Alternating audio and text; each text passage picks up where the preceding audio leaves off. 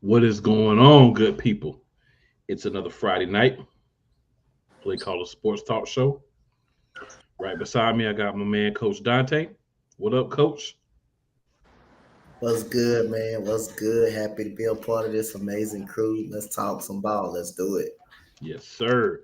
I also got my co-host, Mr. Steven Box. Playcallers Nation, stand up. Yes, sir. Yes, sir. And the incomparable JJ today. We never know what he's gonna be, but this week it's just JJ, so we're gonna roll with JJ. Yeah, keep it simple. What's going on, fellas? Can't complain myself, man. Just like Coach Dante said, happy to be doing this thing. And just in case you knew, just in case you need a reminder, just in case you're checking us out on that replay, you know who we are.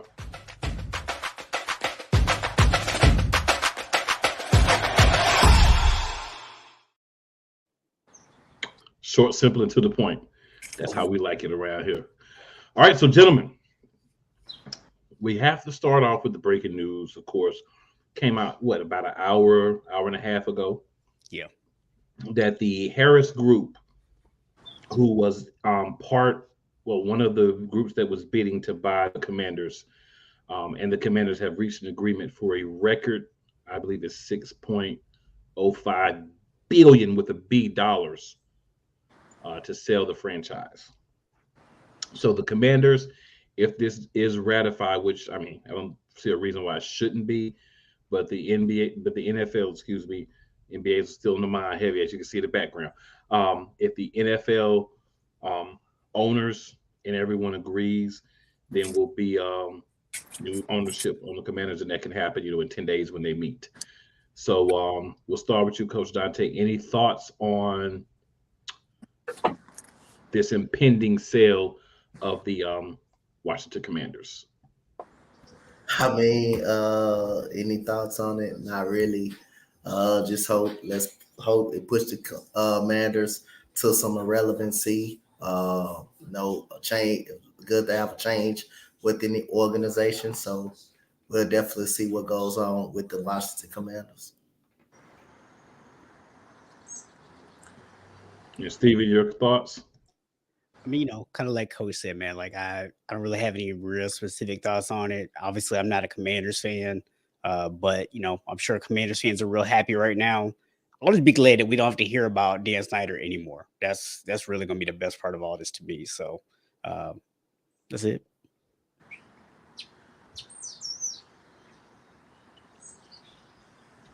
I guess JJ wants me to invite him. So JJ, what are your thoughts, sir?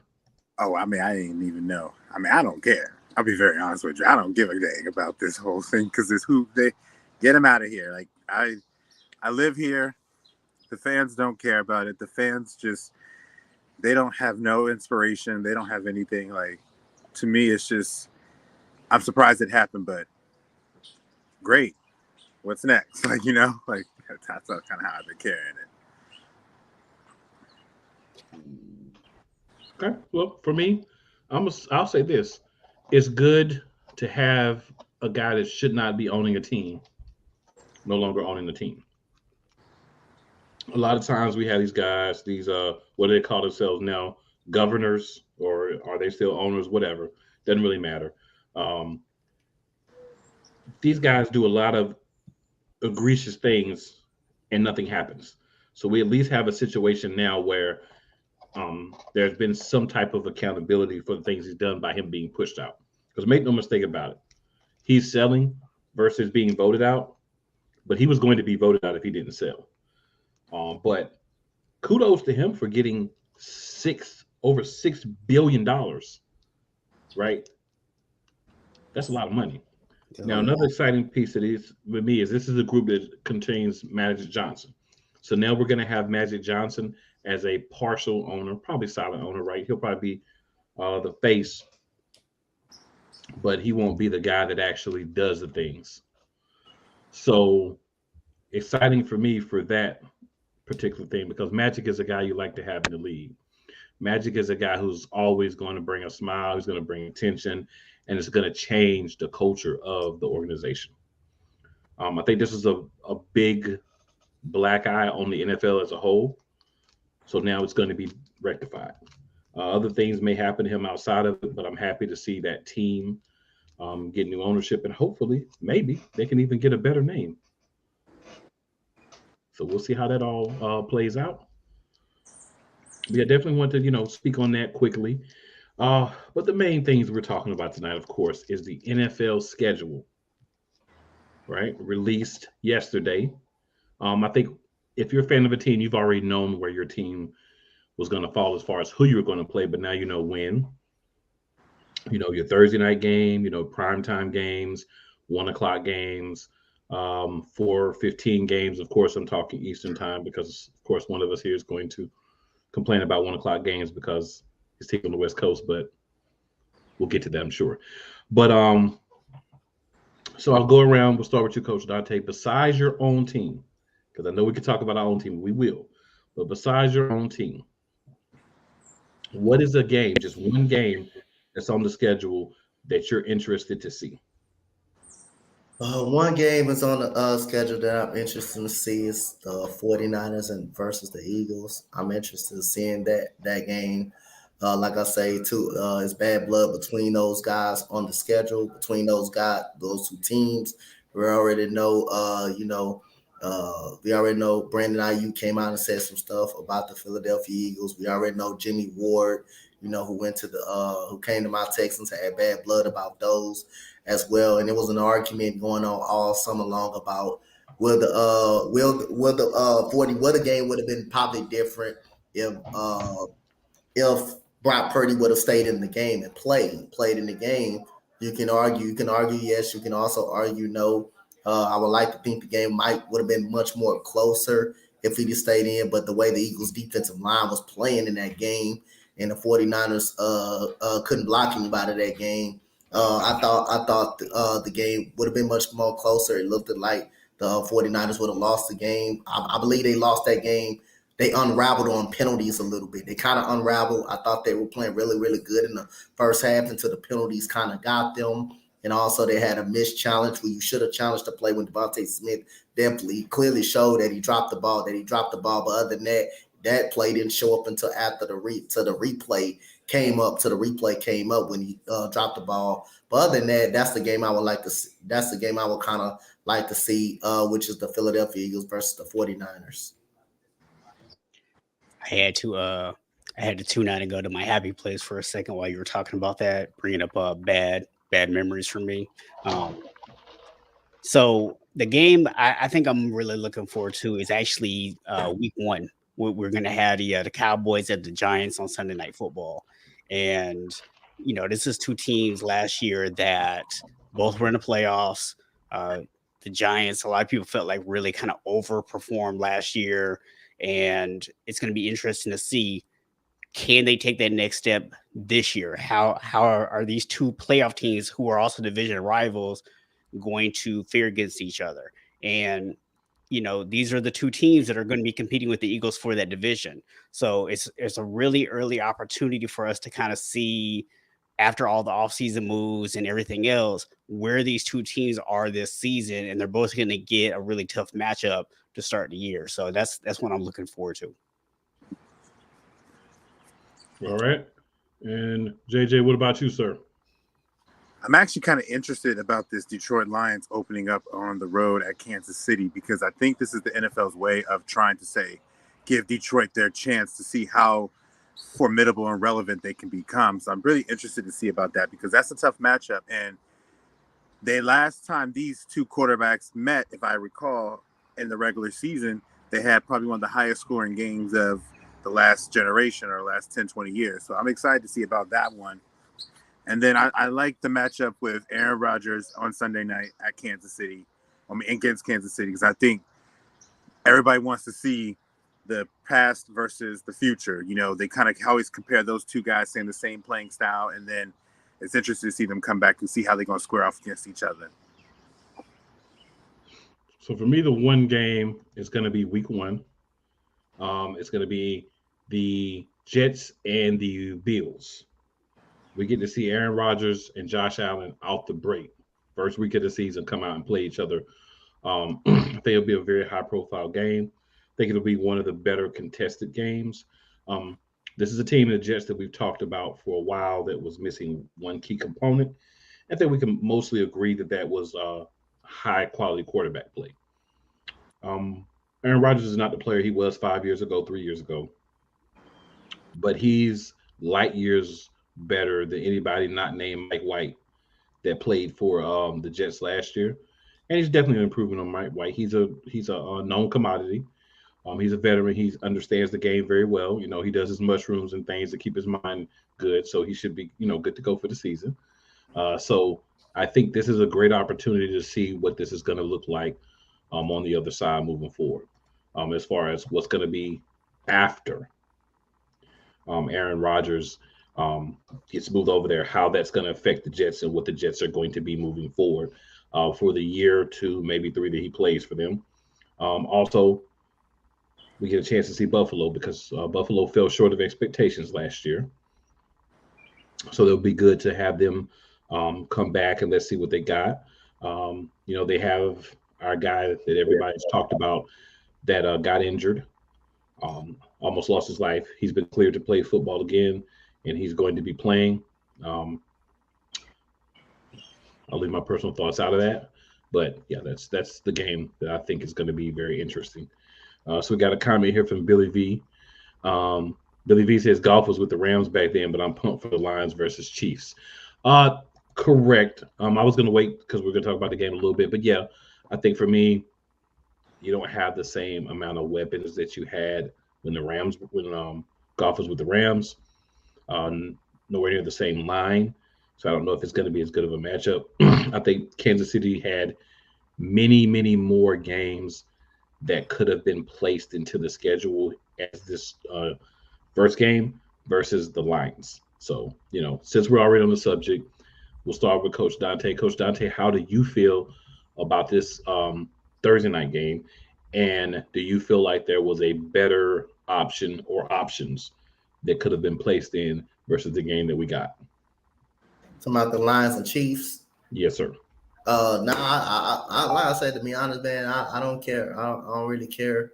The Lions, like I like this with the Lions. It shows right up out of the gate what type of team we're gonna get from the Lions. Can they compete with the big dogs? Last year they were 9-8. They kind of missed out one game off the playoffs because the Seattle Seahawks end up making the playoffs over there. But this is coming out of the gate to see how good this team could be. I know one game doesn't judge on your season or what type of team you're gonna have, but this is to show a good impression on how good this team could, how far this team can go, and how mature this team is going to be throughout the regular season. So this is a good test for the Lions, to play the best quarterback in football, and a guy in Isaiah Pacheco who's burst on the scene. This is a good opportunity for the Detroit Lions to really get some national televised a game right here, and to really show the people who they are really going to be, who they're really going to be this coming season. So this is a good test for the Lions right up out of the gate. Yeah, for me, man, I look at it from the standpoint of, is it a game that can be exciting? And the answer is yes, right? The Lions, as Coach pointed out, finished off really hot last season, had a very strong finish to the season, just barely missed out on the playoffs.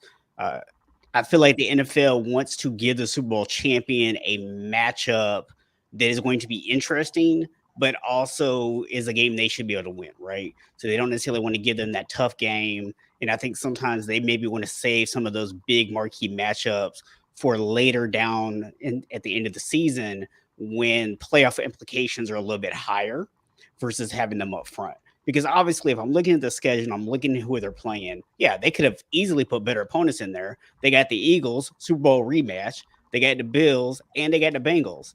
Any of those three games would have been immensely more exciting for us as fans to be able to see. But I understand why the NFL didn't want to put those three games necessarily in that first slot. So I think they did a good job of getting a team in there that most of us probably feel that Kansas City should be able to beat, but also feel like it could be a competitive game and the Lions might be able to pull the upset. So I think it's a good game. Yeah, I'll agree. And I think it's just also a game to showcase. I think it's a showcase to see about this Detroit Lions team as well as having the Super Bowl champs because yeah, they not this. It's just they want a new relevant team. Like when Cleveland started kind of rising up, you started seeing more primetime games for them. I do think Steven makes a great point. Would you rather have him versus Burrow in the beginning of the season or him versus Burrow for a chance for a number one seed?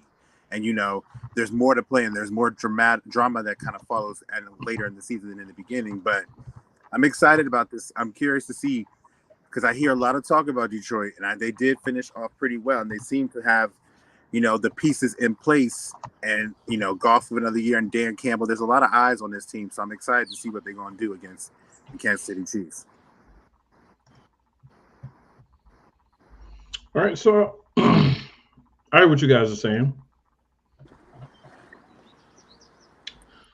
but this is the kickoff game for the regular season, right? This isn't just a regular week one game. This is the kickoff game for the regular season. So, in my mind, there were several other options that could have been with, and I'm going to take my own team out of the equation because I think that's reasonable. I don't think me sitting here and talking about the Eagles should have been in the game um, really makes sense, right? So obviously I'm going to say that that's my team. But if we look at the Chiefs' schedule for this year, right, I'm just going to point out a couple of other games that could have been placed into this slot that would have been very interesting. The Chiefs play the Packers this season. That's a game that actually couldn't have been placed there. Forgive me because that's a road game for the it could have been. The Chiefs played the Packers this season. The Chiefs play the Bears, right? And if we're going to say the Lions are an up and coming team, Justin Fields with the influx of talent and free agents they got, we should have the same expectation there, right? Chiefs play the Chargers. Chiefs play the Dolphins. Chiefs play the Raiders twice. Chiefs play the Bills. Chiefs play the Bengals. So there were a lot of games that had built-in storylines that could have been placed here over the Lions. I'm not upset with. I'm not. I can't believe they did that. Like some people, I've seen shows. I've heard people talk about it, and they're a little too far to the left on it. But I think what the NFL is trying to do, in my opinion, is give us a game that may be good, it may not, but kind of to what Coach Dante said earlier, a game that the Chiefs should win for their opening day ceremony. They're going to get the rings and everything. They're going to do that whole thing. So definitely glad it's not the Eagles. Definitely glad, but I think that's the thought process. But a lot of games to me would have been better to be in that slot to draw people in because you have to think about this also as a fan outside of a diehard fan. All of us here, we really watch football, right? So we're like, oh yeah, that's. But that first game of the season, you're attempting to pull in casual fans, bandwagon fans that may be looking for their bandwagon team for this year, as well as people who only watch certain games. So I think when you put a game like this, which may end up being a great game, right? Because the Lions have made some changes. They had a solid offense, as Billy V pointed out last season. You go and read that comment. The Lions had a top 10 offense last season. They just couldn't stop a nosebleed the first half of the year. So they made some changes that should make the defense better. So this could end up being a better game than I'm anticipating it being, and most people are. But I'm just saying, if you put another high-profile quarterback opposite Patrick Mahomes on the first game of the year on Thursday, you can draw better numbers. The NFL is all about drawing numbers. So to me, there were better options that you could have placed into this position. I'm not upset with it, but I'm just saying you want to pull in casual fans. You want to get people that may be hot and cold in the NFL, really watching it from day one. This was your opportunity. And I think on that stance, you blew it. That, just my thoughts on that specific thing. So also, there's been some scheduling changes that you guys may or may not have been made aware of. So I'm gonna go over those with you real quick. If anyone has any thoughts on these, feel free to hop in when I'm done here and just give your thoughts on it. So the first one is the NFL is going to flex Monday night games. So what that means is Sunday night games, of course, since 2006 have been flexible. Now it's going to be Monday night games as well. But right now, only Sunday afternoon games can be flexed to Sunday night or Monday night. So, for instance, if your team plays 1 o'clock Eastern, Hey, Miss Jose, how you you doing cannot be this? flexed. Yeah, so that's why so 1 o'clock games can be flexed. So if you're playing at 1 o'clock, you're not going to be flexed to Sunday night or Monday night. Now for Thursday night football, that rule does not apply, but for Sunday and Monday it does. For Sunday night football, the flexing can only take place twice between weeks 5 and weeks 10. It's subject to NFL's discretion weeks 11 through 17. And no Monday night games will be flexed until week 13. So that's a lot of information. So just a quick recap on that one. If you're playing a 4 o'clock game on Sunday, you can be flexed to Sunday night or Monday night. If you're playing weeks 5 through 10, so no flexing until week 5.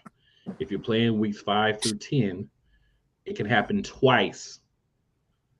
So 2 games from 4 can be flexed into Sunday night. Monday night games cannot be flexed until week 13, but after week 13, there is no other rules they have to follow. So if they want to flex every game after week 13, Monday Night Football can. And then Thursday night, games can be flexed into that as well. They haven't put out too much about the intricacies of Thursday yet. But also another rule change. Thursday nights, you can play twice now. So if you're a team, you can be scheduled for 2 Thursday night games, not just one.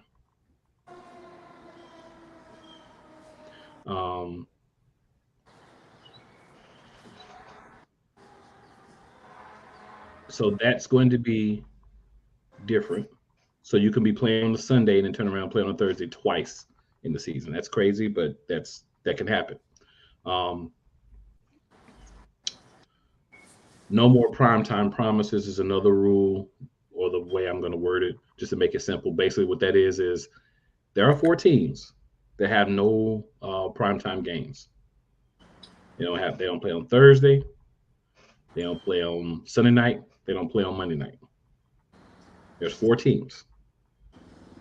I know Coach Dante knows at least one of them. And this will be the first time that a primetime game isn't guaranteed to all 32 teams. And then, of course, we're now going to have, I'm sure you heard about it, Black Friday game. Schedule for this is going to be 3 p.m. That's going to be on the Thursday Night Football streaming package. So if you have Amazon Prime, you'll be able to see it. If you don't have Amazon Prime, you won't be able to see that game. You'll still have the Thanksgiving games, and then there's a full docket of games for Christmas as well. And then the last one, which I think is very interesting, is there's no guaranteed you'll be able to certain network because you're in a certain conference or you're playing at a certain time. So CBS has traditionally been home for the AFC, no longer. Fox has been in home for the NFC, no longer. So you could be on either network, any game. So it's going to be kind of like the Wild Wild West with that part. So just getting the game scheduled on TV is going to be interesting. So a lot of changes, and there'll probably be more down the road, here in the next couple of years. You guys have any thoughts on those changes? Yeah, I've got quite a few thoughts. So first of all, I do not like the idea of teams playing more than one Thursday night game. And as someone whose team has 2 Thursday night games this year, I'm even less of a fan of it. To me, the NFL, and we've talked about this numerous times on the show, constantly likes to come out and talk about player safety and try to pretend like they care about player safety. There is absolutely nothing about making people play multiple Thursday night games in a season that screams we care about player safety. It's ridiculous. So my team, and we'll get into the scheduling here in a little bit in terms of our own teams, but my team this year has the second most travel miles, 2 Thursday night games, playing 4 10 a.m. Pacific time games, and on top of that, we are tied with the Rams for the most at 4 games where we're playing teams coming off their bye weeks. That's not very ideal to player safety. So I'll get into the scheduling part of that later, but for right now, I'm just pointing that out from a player safety standpoint. You start talking about all this flexing stuff. I understand the NFL wants to get the best matchups into the best slots and all that kind of stuff. And I like it to an extent, but I feel like the Monday night flexing is not something I'm a fan of. Even if you're saying you're going to flex Sunday afternoon games, that still creates a lot of travel problems for people. Because if someone booked their flight to leave Monday morning and now the game gets to flex to Monday night, they got to stay an extra day in the hotel. They got to get their flight changed, all that kind of stuff.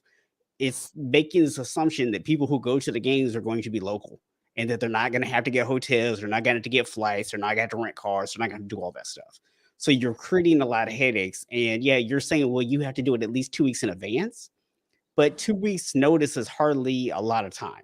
So you're really putting in a lot of fans in bad positions with some of this flexing stuff that you're trying to do. And I'm honestly not a fan of a lot of these changes that they made this year.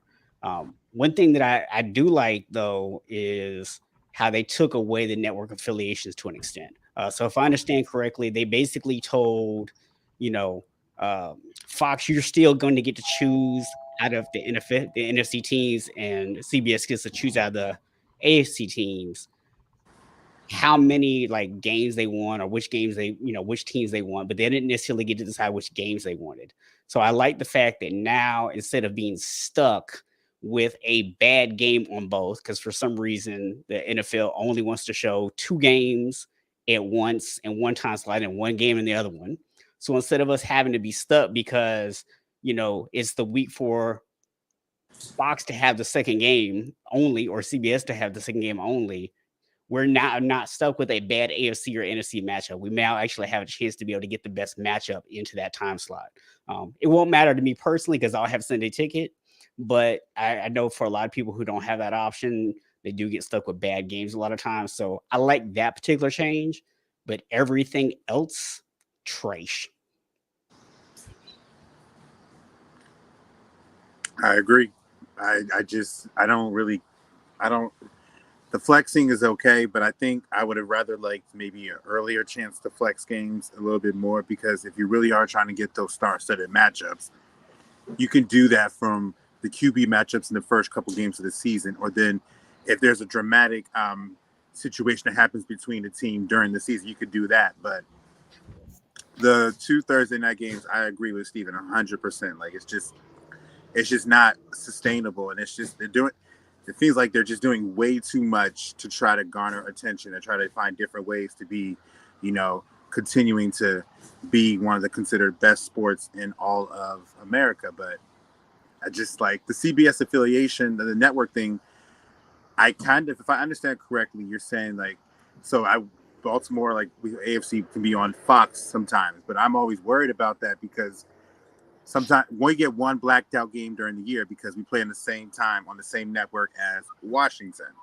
And for me as a fan who loves this team, who has to live under the local network of Washington, I rely on that network affiliation of being a part of CBS, because if they're playing at the same time, I can still watch my team. If Fox wants to claim the Baltimore versus an NFC team or whoever the same time as the Washington team on Fox, I lose out on watching my team.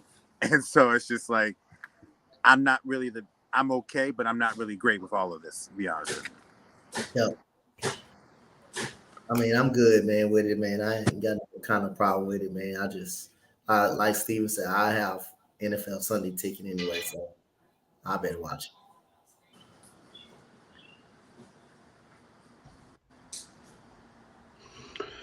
So for me, there's a couple of things. I mentioned earlier there's four teams that have no primetime games. So you got the Texans, the Falcons, the Cardinals, and the Colts.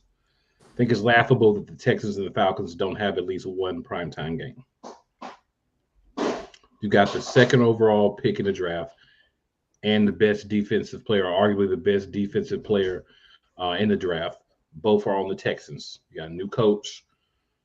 We've upgraded the team.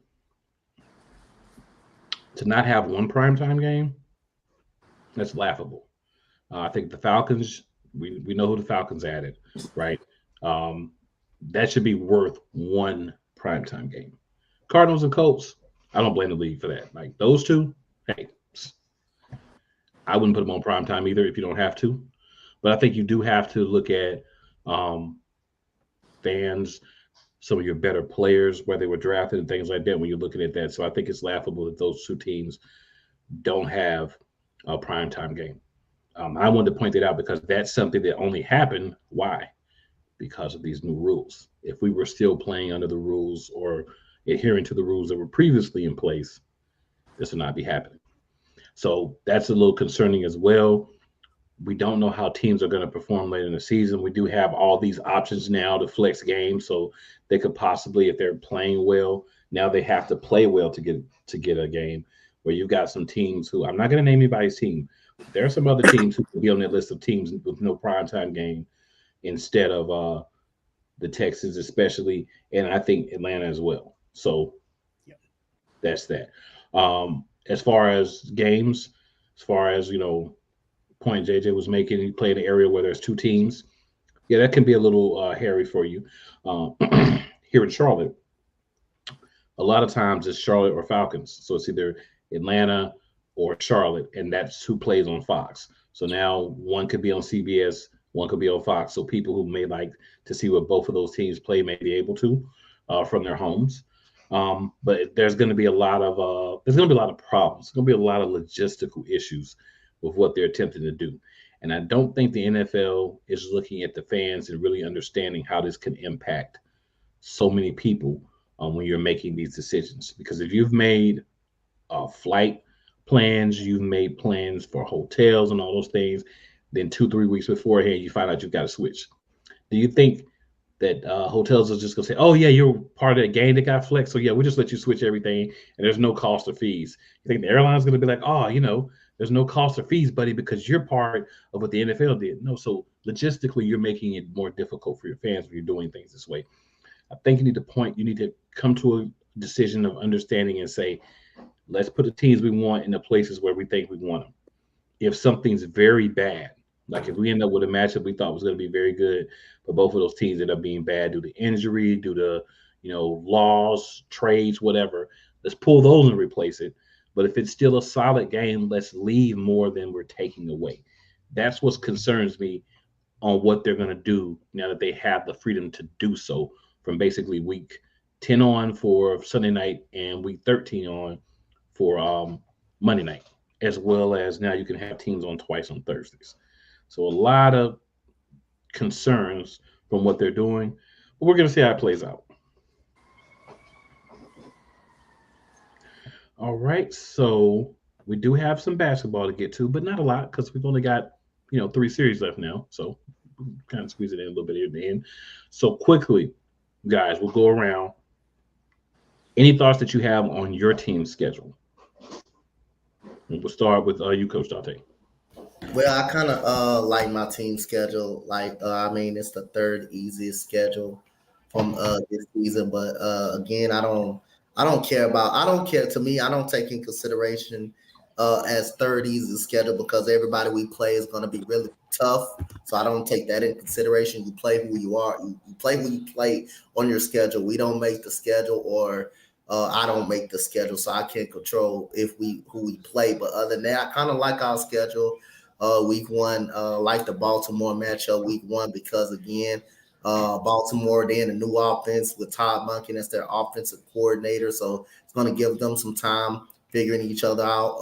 Lamar Jackson coming back off an injury and getting paid. Zay Flowers, he's a solid receiver, but I kind of like how new revamped secondary. The Colts, good to play Anthony Richardson when he's figuring things out. We always find a way to beat the Jaguars.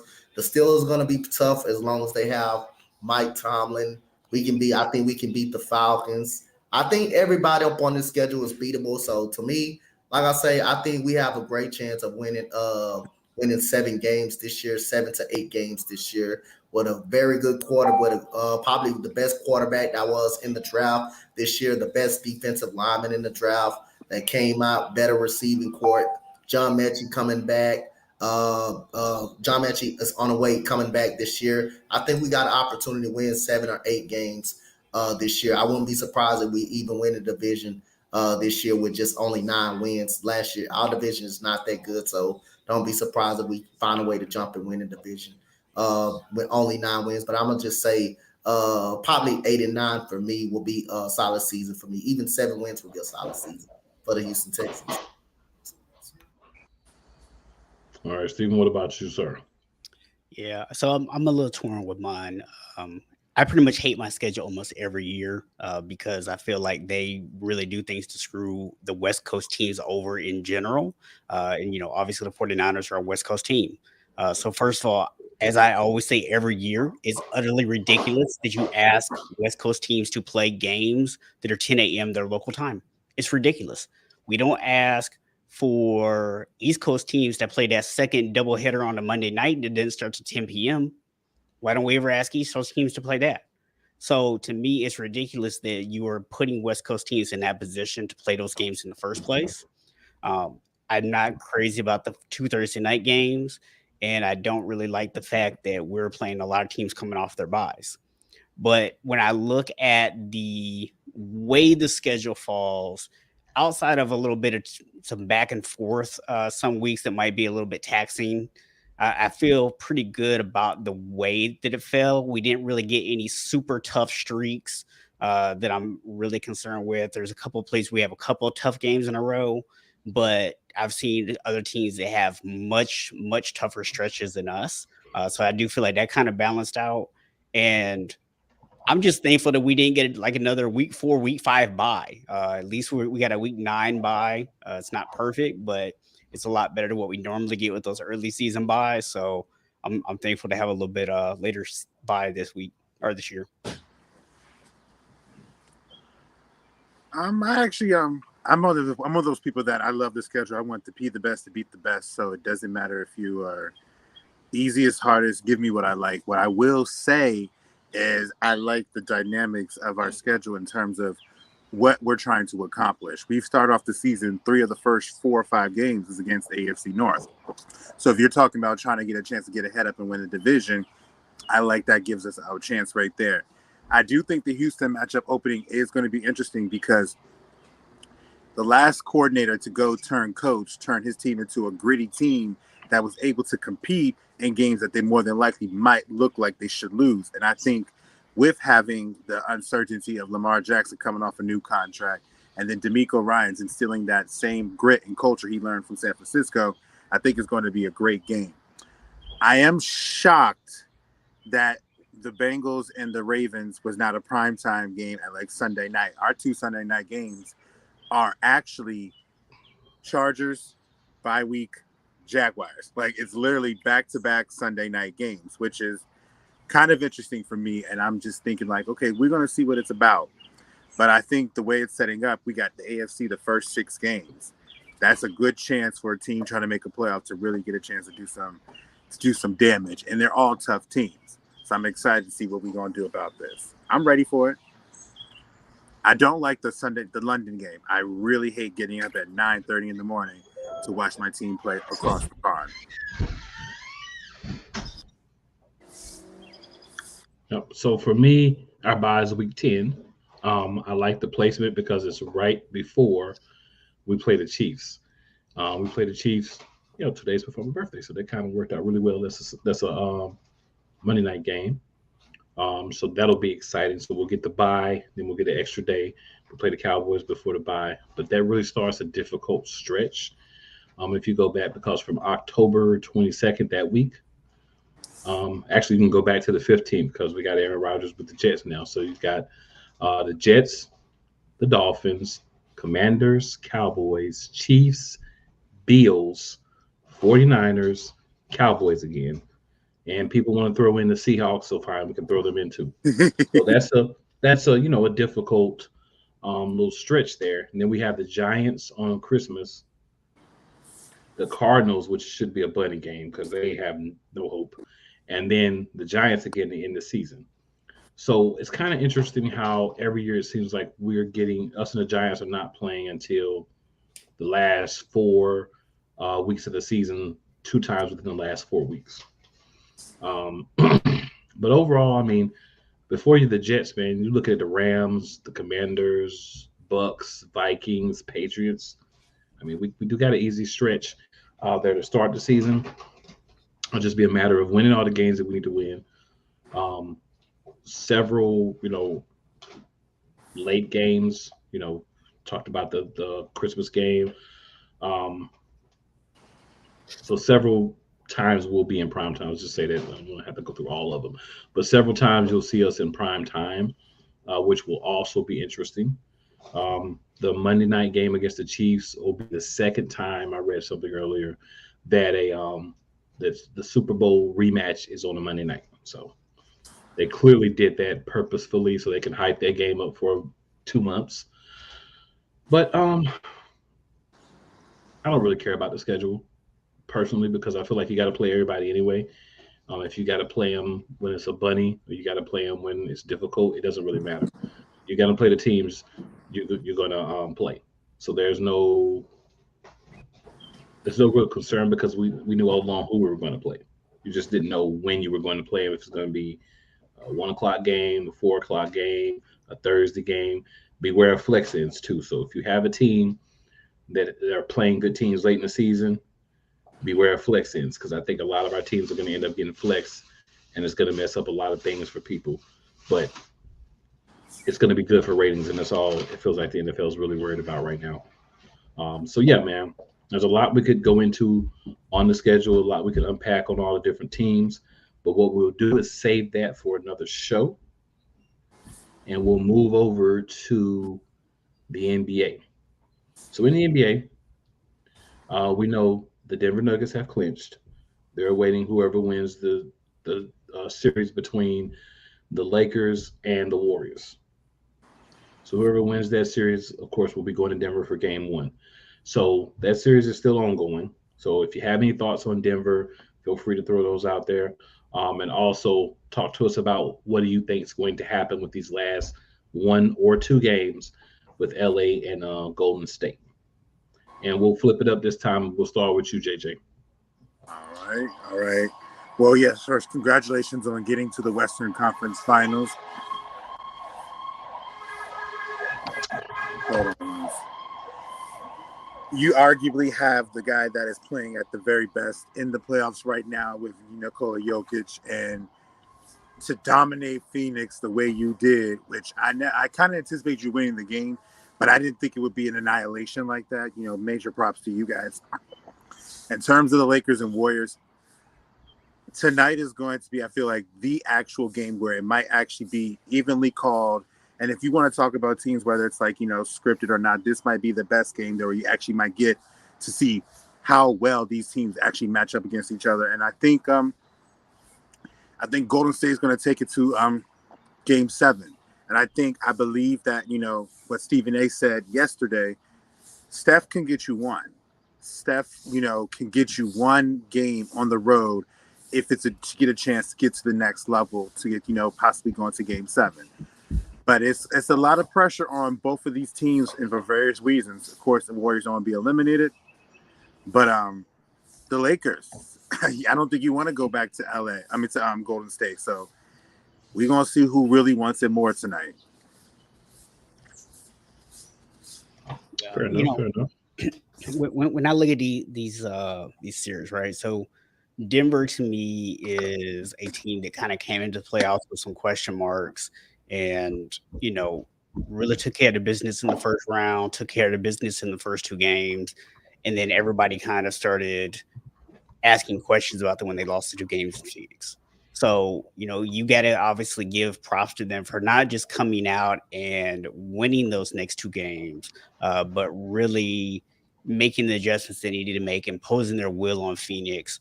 And I mean, let's just be honest, by the end of, that fifth game, they broke them. So, when they were able to finish them off, it's because Phoenix really was just done. Like they were done before that last game even started. Uh, the Lakers and Golden State is a little bit different situation. It's been a very back and forth series, and it seems to be kind of under this thing of whichever team is the one who most recently had to make adjustments is the one who comes back and wins the next game, right? So Golden State made the last big adjustment. They figured out some things that really was working against LA's defense. I expect for the Lakers to come out tonight and make their own adjustments back. And I do feel, as I said before the series even started, that the Lakers are actually the better team. I think the Golden State, especially defensively, has not been as good as they've been in the past. They rely very heavily on making those three pointers. So I think the Lakers are a better team. I think that they're going to make the adjustments, and I think they finish it tonight. JJ pointed out both teams have a lot to play for. Golden State obviously wants to extend the series out. They want to take it to game seven. I expect them to come out and give it their absolute best tonight. But I also know that the Lakers are very much of that mindset of we do not want to have to go to game seven. Been a lot of talk this week about LeBron James has never lost a series, which he was up 3-1. Steve Kerr has never lost to a Western Conference team in the playoffs. And, Golden State has won at least one road game in every series they played. At least one of those things will not be true after these next two games. My hope is that tonight two of them are not true anymore. So that's where I am. Well, first of all, congratulations to Cool Denver. I had Denver going to the finals this year. I think they're a very good team. They did very great team at that. I'm not gonna say very good team. They're a great team at that. To come out and demolish Phoenix by 25. Phoenix looked like they was ready to go home. The way Caldwell Pope looked in the first quarter, 15 points in the first quarter. What Phoenix looked lifeless out there. They look every bit of looking like a team that was ready to go home. So Jamal Murray came out, did what he had to do. Jokic, you get from him every game. You get from Jokic, you get an MVP like performance from Jokic. But Bruce Brown, you get the 3-pointer and the point guard play in the defense from Bruce Brown. Playing a little bit of that point forward. But other than that, the Lakers and the Golden State Warriors. I had the Golden State Warriors winning in 7. Golden State Warriors. This is gonna be about they gotta stop them damn lackadaisical turnovers. They have too many of those behind the back turnover passes. Too many of those. Too many careless turnovers. They gotta improve on shot selection as well. They don't shoot good shots. But one thing I can count on, if Klay Thompson can give you a game, it can give you a game 6. This guy knows how. This guy knows how to step it up when it needs to be. Steph Curry, like Jay said, he can give you one game. I think he may give him this one on the road. But it starts by getting off to a fast start, not having a lackadaisical turnovers, and the shot selection got to be better. You're gonna get the ball movement from them. They're always gonna give you about 26 assists pretty much per game because of how well they move the ball and how well they do player and motion movement. You got to give Andrew Wiggins. He got to make those 3-point shots when they're available. If he can do that, I think the Warriors can be fine. But also, Lakers have to play. The Lakers have to play desperation basketball. You got to come out and play like you don't want to go to Golden State.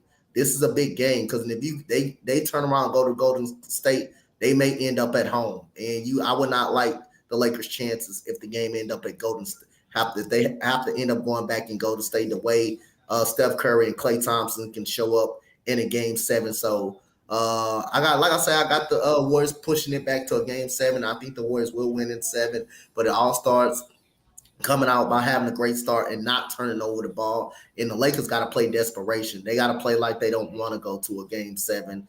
Right. These guys, they got to make shots. They got to dominate on the offensive, defensive glass.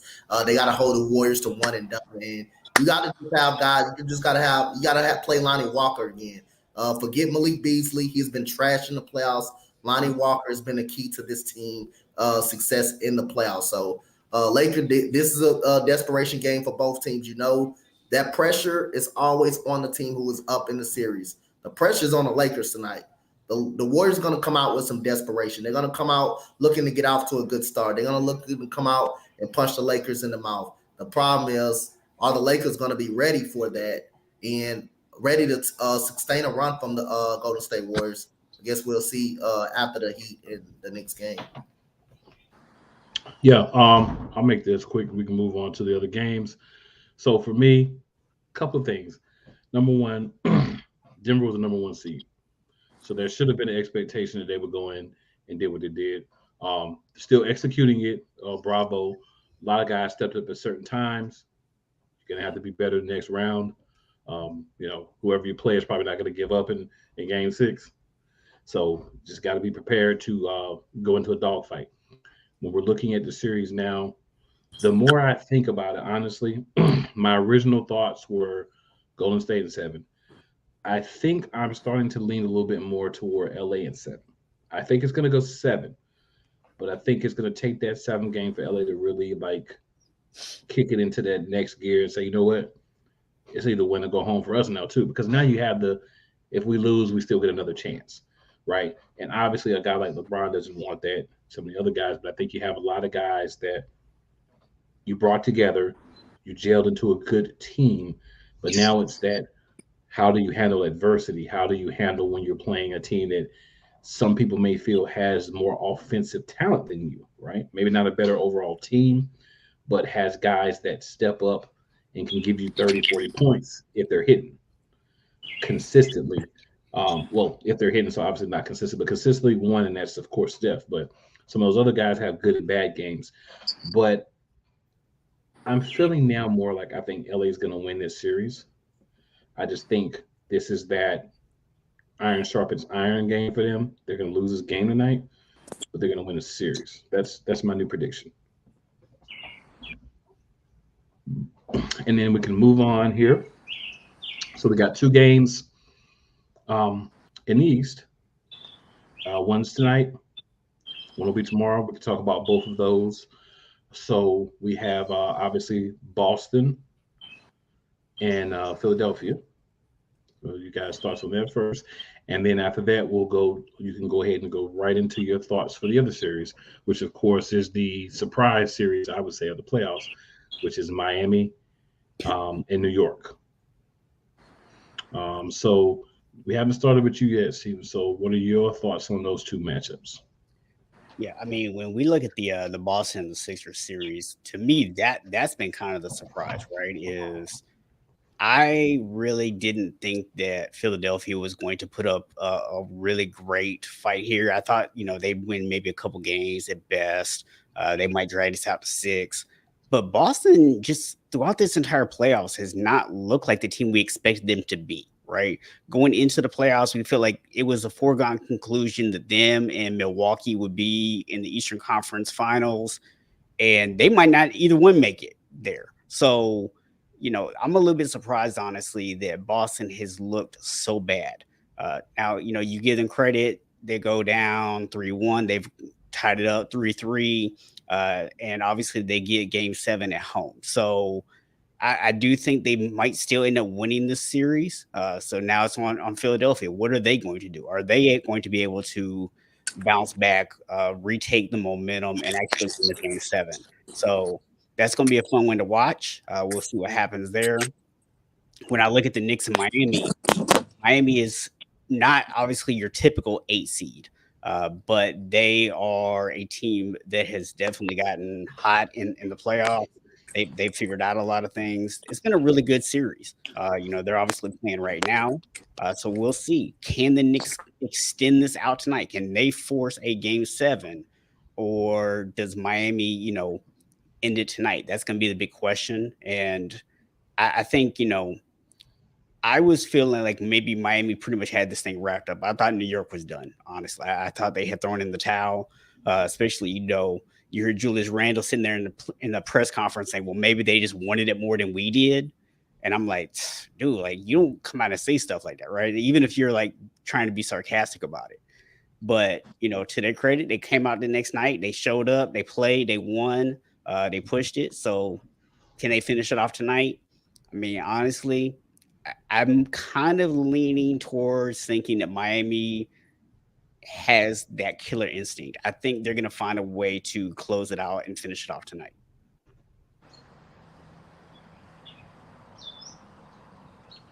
Okay. JJ, what are your thoughts? I am. I'm actually disappointed in Philadelphia because they had a chance to close that last night, and they just said whatever. Like I was very disappointed. Like in my opinion, we just seen your favorite player, your best player, win an MVP, go against a team that he has been down against like 3-1 during the regular season. Like your team that you have been 1-9 in playoff games coming to a point, and you had a good victory in Boston. This was your chance to end it, and you didn't end it last night. And I think it's going to bite them in the behind because you're going back to Boston. If you don't come to play, you're going to mess up, and you're going to really stop what could have been your best chance to make the NBA Finals in the Eastern Conference right now. So I was really disappointed in them yesterday, and I will say I got Boston in 7. I don't think that they're going to let this chance slip. So I think even they knew that coming down the stretch when they were at a tie game, they were a lead. Philadelphia got back in the lead, and they let that slip. I think they know, okay, bet we got this. And as far as the Knicks and the Heat, I love it. Old-fashioned 90s Knicks versus Heat. And I will say, I think I'm with you. I trust Miami, even though I will say Jalen Brunson is the biggest reason why New York is still in these games and be able to do what he does. And I take value into guys who have great experience in college during the NCAA tournament because that playoff atmosphere, that do-or-die mentality, that ability of, to not give up. You see that, and you saw that in game 6 the other day. I mean, game 5 the other day. So I think, but I got Jimmy tonight because I think he knows that this is his best chance to have a chance to win in the East. And I see, you know what? I give it to Miami tonight in 6. First of all, I won't, like I say, I won't hesitate to say it for you, Jay. Since you said bite them in the Sixers didn't bit themselves in the butt. I think they didn't bit themselves in the ass, actually. And I think the Boston Celtics, I said the Boston Celtics will win this series, and they're going to win the series in 7. Last thing Philadelphia wanted to do was let Jason Tatum get hot after he played like straight dog crap the whole game. Yesterday, he finally found a way to get hot. Like we were saying on the show yesterday with Cool McCain was on the show. Jaylen Brown has more dog in him than Jason Tatum does, but Tatum is, I think, still Tatum actually the better player. But the only difference, Brown has more dog in him. He has the more in factor in him. He has the more, hey, I want the ball down the stretch than Jason Tatum. And I thought Boston did a tremendous job on defense yesterday.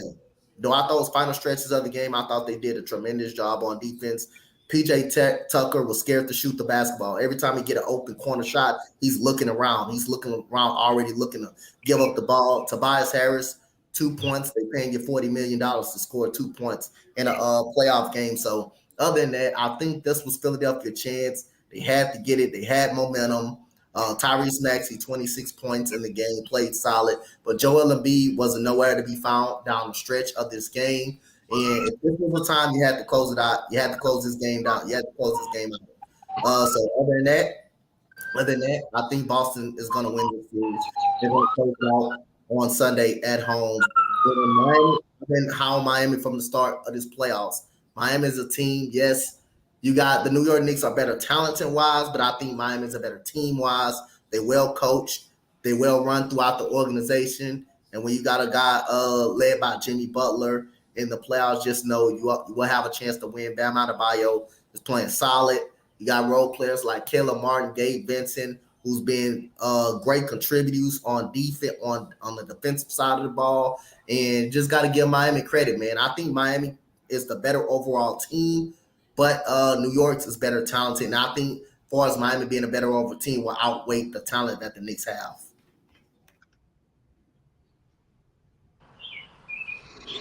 So there's not a lot that you guys haven't said, which hey, that's what it's all about. Um, I'll say for me, a couple comments we didn't get the chance to throw up here. Uh, Previous conversation, but still want to highlight the comments. Jared Goff was a top 10 QB last season as well. And then Billy D also had asked coach who his team, the coach did answer that question. Um, I think for me,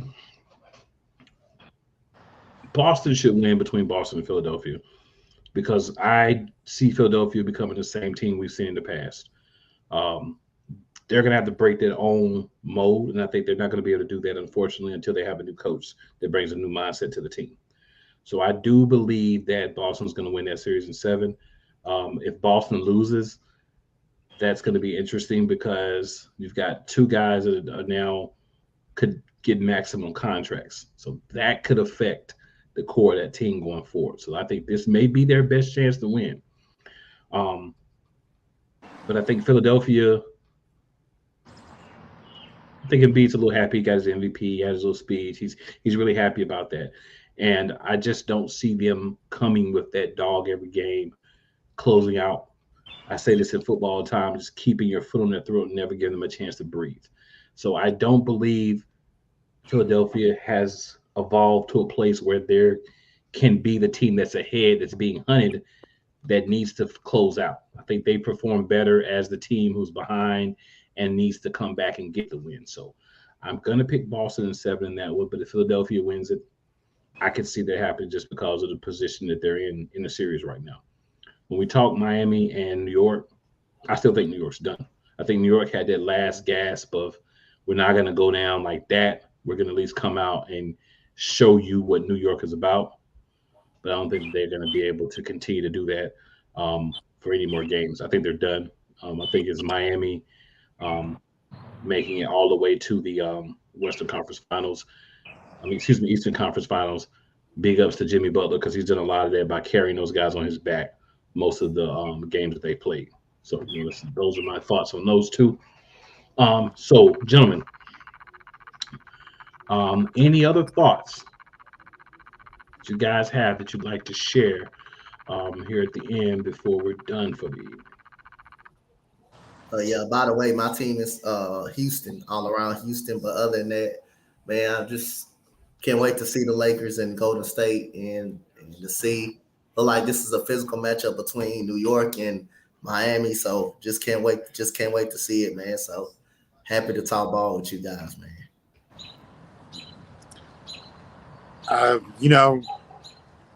The All NBA teams was interesting. I would say that's another note that we hadn't get a chance to talk to but I will say I was surprised at some of the players that got on there above other ones. But in terms of the series, I'm excited for this Miami Heat possible trajectory because they're not the best team. They're just the toughest team. Like they're a team that's just tough. They're just gritty. They just want it more. And that's just the culture that goes for Pat rallying them down. So I think if they got to the Eastern Conference Finals, I think they have as good a chance against Boston, against anything, because you've already took it down Milwaukee. You also faced another team that was on the rise in New York. I think Miami under Jimmy Butler will be a good storyline to see how far he can go. If it's a chance that they can get to the finals and it happens to be the rematch against the Lakers, could Jimmy get his first ring? We never know. I like to see what this Miami team is doing because if you watch the game, as I said, they just want it. They just absolutely want it. That's it. Nobody else, they're not better than any of the teams they're playing. They're not. They're just the ones that just fight harder. They fight for everything. Kyle Lowry has been a godsend for this team Yeah. during this playoff run with his timely steals, his timely threes, and just causing charges, everything. They just want it. And I like that in the team. And I think that's why they're so successful this postseason. That's a team that's just gonna fight and scrap for everything. I mean, like I say again, hard work outweighs talent any type of day. And Miami just, like I say, beating New York by working more harder. Like the offensive, every time you see a shot go up, you see Miami. You see even the guards. You see even the Miami guards helping Bam rebound the basketball. You see them just flying all over the floor, diving for loose balls. That's a team right there that's just won it, and that's showing not by the talent, but by how hard they're working. So again, man, I just think Miami's just a hard working team, and like you said, man, the New York Knicks ain't. They got more talent, but Miami just working more harder, and they just get more tougher, and they just more physical, more of the physical team right now. Yeah, I mean, when I look at it over on the Eastern side, no disrespect to Knicks fans, it would be good for them to be able to see their team back in the Eastern Conference Finals. But if as a fan as of not any of those teams, the matchup I most would want to see is Miami and Boston, right? That's the matchup I would like to see because I think it would be a great matchup. If it ends up being New York and Philadelphia, that's cool. But I'm just saying, in terms of which matchup I think I would want to see, it would have to be Miami against Boston, right? When I look over at the Western Conference, obviously as a Lakers fan, I'm looking at this as I want it to be us against Denver, right? We know already one team is going to be there. I think both teams could get Denver a great matchup. Um, it would be really hard to call a winner in either one of those series because both the Lakers and Golden State are very good teams. Denver is also a great team. So we know the Western Conference Finals are going to be a great matchup no matter what. So looking forward to seeing that. But I just want to point out too, we talk about Jimmy Butler and we talk about Miami grit and all that kind of stuff. Don't forget that LeBron right now understands he's playing at a ridiculous level to be 38 years old and in year 20. But he knows he can't continue to get these efforts year in and year out. He knows that his time is limited. So this team seems to have a lot of resilience. They really seem to kind of come around him. They seem to look up to LeBron as a role model and they want to play hard for him. So I think going into this game tonight, you're going to see a team that understands that if you don't get this done, you're risking that LeBron is not going to get his chance at that final ring. Because let's be real, we can't count on the Lakers being back in this position next year. So I expect the Lakers to come out and play super hard for LeBron. So that's going to be interesting to see as well. Can they come out and play with that intensity? And obviously, I hope we win tonight. But what I really want out of this game tonight is I want to see the best of the Lakers and I want to see the best of the Warriors. And I want to see this game just be a clash. So we've heard all these opinions about this team because of this player, this player, this player. Riddle me this. Out of all the teams that are left in the playoffs, which organization has no rings in their history? Yeah, that would be you, sir. That All would be right. you. So I'm going to put it very bluntly and very clear. Screw LeBron getting another ring. He's got enough. Who cares? I don't. Boston, Miami, Philadelphia, and New York. Screw all of you as well. And screw your no ring sales. You had your chance. You had your chance. Denver is going to do what they need to do this year. I don't care if it's the Lakers. I don't care if it's the Warriors. I don't care if it's somebody from whoever we end up playing from the East. Motivation. Everyone talks about motivation. This team has been maligned all year, doubted. Not really a number one seed, at least by some people. Not everybody, but at least by some people. There have been people that have said, hey, this is a really good team as well. Give a team an opportunity. They understand the jersey they have on. They understand the history of futility that this team has as well. This is an opportunity to start to change that with the core that's going to be together for a few years. We ran up against the Lakers before in the Western Conference Finals. Didn't go our way in the bubble, but that's okay. It was a learning experience. It was an opportunity for some guys to get better. There's an opportunity for some guys to look in the mirror and say, I've got to play at a certain level. And since then, who had been considered our second best player at the time has become a two-time MVP, and most arguably could have won the MVP this year as well. Happy he didn't, because if Embiid did not win again, guys like Kendrick Perkins, Stephen A. Smith would have went off on their little soapboxes that somebody should kick out from under and let them land on their face about the reasons why. But none of those have to do with the fact of the stats. It's all this other conjecture and nonsense. But what I will say is, we talk about motivation again. I'll go back to that. Having an empty trophy case with dust and cobwebs all over it is better motivation than anybody else who's sitting here's teams has, or any of those other teams in the playoffs. So if Denver doesn't get it done this year, I'll be disappointed. But guess what? I'll still be cheering for them next year. They And we'll could be a have favorite to win next year. They could have the storyline of the Celtics versus the Lakers all over again. You know, that's a storybook history in this league. Well, the Celtics have and the Lakers both have to get to the conference finals for that to happen, and neither one of them have punched their Very ticket true. Very yet. true. Only one team has punched their ticket so far. So Listen, we'll see what happens with the three other tickets. I love this, it. This is the proof that the NBA does not script games, right? Because they would have the Lakers and the Celtics like at least every 3 years in the NBA Finals if they actually scripted games. They love that matchup. Well, they're at least not openly admitting that they script games. So yeah, that's that. But again, appreciate everyone who hops in, everyone who will watch the replay. Shout out to Billy V for interacting with us in the comments. Make sure to remind 2 of your friends, 4 of your enemies to check us out. Just because they don't like you doesn't mean that they won't like us. And with that being said, we'll check you guys out next week. And of course, we will go over those NBA awards and such good things on our next episode. Holla at your boys.